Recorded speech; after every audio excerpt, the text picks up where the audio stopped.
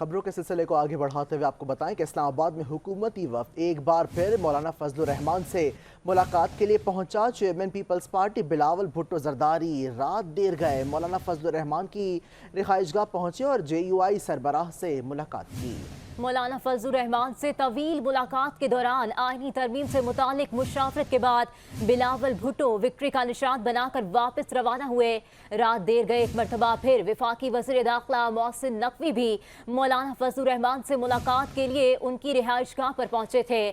بلاول بھٹو زرداری کی قیادت میں مولانا فضل الرحمان سے ملاقات کرنے والے وفد میں پیپلز پارٹی رہنما اعجاز جاکرانی اور میئر کراچی مرتضی وہاب بھی شامل تھے۔ JUI کے وفد میں اسلم غوری، کامران مرتضی اور عثمان بادینی شامل تھے۔ ملاقات میں آئینی ترمیم سے متعلق مشاورت کی گئی۔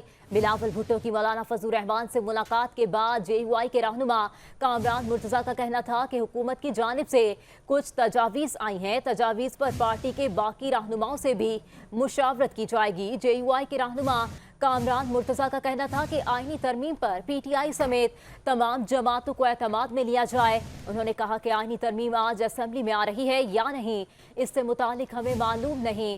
بلاول بھٹو کی مولانا فضل الرحمان سے ملاقات سے قبل وفاقی وزیر قانون اعظم نذیر تارڑ کی قیادت میں حکومتی وفد مولانا فضل الرحمان سے ملاقات کے لیے پہنچا تھا۔